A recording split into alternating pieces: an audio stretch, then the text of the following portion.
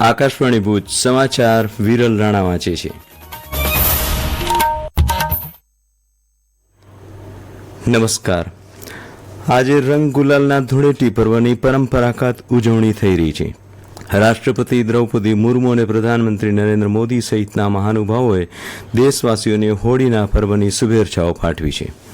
રાષ્ટ્રપતિએ કહ્યું, રંગોના આ તહેવાર આનંદ અને ઉત્સાહ લઈને આવે છે. આ તહેવાર આપણા જીવનમાં એકતા અને ભાઈચારાની ભાવનાને વધારે છે. તેમજ હોળીના વિવિધ રંગ આપણા સમાજમાં એકતા અને વિવિધતાના મૂલ્યોને દર્શાવે છે. પ્રધાનમંત્રી નરેન્દ્ર મોદીએ શુભેચ્છા પાઠવતા જણાવ્યું કે હર્ષોલ્લાસ અને આનંદથી ભરેલો આ તહેવાર તમામના જીવનમાં એક નવો ઉત્સાહ અને ઉર્જા ભરશે. તેમજ દેશવાસીઓમાં એકતાનો રંગ વધુ ગાઢ બનાવશે. રાજ્યપાલ આચાર્ય દેવવ્રતે નાગરિકોને હોળીની શુભેચ્છાઓ પાઠવતા કહ્યું કે હોળીનો તહેવાર પરસ્પર પ્રેમ, સૌહાર્દ અને પ્રકૃતિના રંગોથી જીવનને સજાવવાનો સંદેશ આપે છે. જ્યારે મુખ્યમંત્રી ભૂપેન્દ્ર પટેલે હોળીને સામાજિક સમરસતાને ઉજાગર કરતો પર્વ ગણાવી નાગરિકોને શુભેચ્છાઓ પાઠવી હતી. દરમિયાન ગઈ સાંજે જિલ્લામાં વિધિપૂર્વક ઠેર ઠેર હોળી પ્રગટાવ્યા બાદ આજે સવારથી જ લોકો એકબીજાને રંગવા નીકળી પડશે. છેલ્લી ઘડી સુધી રંગ ગુલાલ પિચકારીની લોકોએ ખરીદી કરી હતી. આજે ફૂલડોલ ઉત્સવનું વિશેષ મહત્વ છે. સ્વામિનારાયણ સંપ્રદાયના મંદિરોમાં આજે ફૂલડોલ ઉત્સવ ઉજવાશે.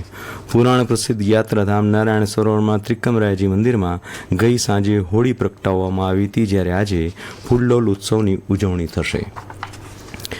આગામી મે 2025થી મુંબઈમાં યોજાનાર વેવ્સ એટલે કે વિશ્વ ઓડિયો વિઝ્યુઅલ સંમેલન માટે કેન્દ્ર સરકાર દ્વારા તૈયારીઓ ચાલી રહી છે. ગઈકાલે સુષ્મા સ્વરાજ ભવન નવી દિલ્હી ખાતે કેન્દ્ર સરકારે ઓડિયો વિઝ્યુઅલ અને મનોરંજન શિખર સંમેલન 2025નું આયોજન કર્યું હતું. સૂચના અને પ્રસારણ મંત્રાલય દ્વારા મે 2025માં યોજાનાર કાર્યક્રમ પહેલા વિભિન્ન સરકાર સાથે મહત્વપૂર્ણ વૈશ્વિક મીડિયા સંવાદમાં ભાગીદારીને સુનિશ્ચિત કરાઈ હતી. શિખર સંમેલન મીડિયા અને મનોરંજનને આંતરરાષ્ટ્રીય સહયોગ આપવા માટેના પ્રયાસો કરવામાં આવ્યા હતા.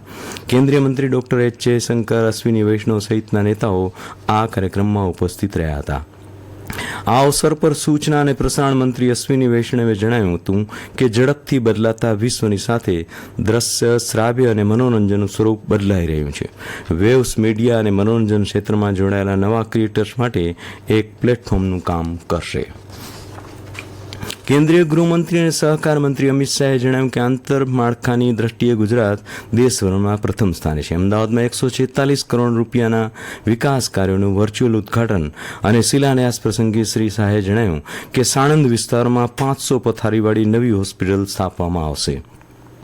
શ્રી શાહે અનેક વિકાસ કાર્યોનું લોકાર્પણ અને શિલાન્યાસ કર્યો હતો, જેમાં અમદાવાદ વિરમગામ રેલવે ટ્રેક પર અંદાજે 1 કિલોમીટર લાંબો રેલવે ઓવરબ્રિજ, રાષ્ટ્રીય ધોરીમાર્ગ નંબર 147 પર નર્મદા કેનાલ પર 4 લેન બ્રિજ અને સરખેજ ગાંધીનગર હાઈવે પર છારોડી ખાતે 45 કરોડ રૂપિયાના ખર્ચે ફ્લાયઓવર બ્રિજ, કલોલમાં 300 પથારીવાળી સરકારી હોસ્પિટલનો સમાવેશ થાય છે. મહિલા પ્રીમિયર લીગના અંતિમ જંગમાં દિલ્હી કેપિટલ અને મુંબઈ ઇન્ડિયન્સ ટીમો વચ્ચે રમાશે. ગઈકાલે અંતિમ એલિમિનેશન મેચમાં મુંબઈ ઇન્ડિયન્સની ટીમે ગુજરાત જાયન્ટ્સ ટીમને 47 રને હરાવી અંતિમ જંગમાં પ્રવેશ કર્યો હતો. મુંબઈની ટીમે 4 વિકેટના ભોગે 213 રન કર્યા હતા. જવાબમાં ગુજરાતની ટીમ 166 રન કરી શકી હતી. અંતિમ જંગ આવતીકાલે શનિવારે રમાશે. હોળી તપવા સાથે ગઈકાલે રણ પ્રદેશ જનજીવન પણ તાપમાં તપ્યું હતું. કંડલા એરપોર્ટ પર પણ 41 ડિગ્રી સેલ્સિયસ તાપ સાથે વરસામેડી, ગળપાદર, અંજાર સહિતના વિસ્તારો સૌથી વધુ ગરમ રહ્યા હતા.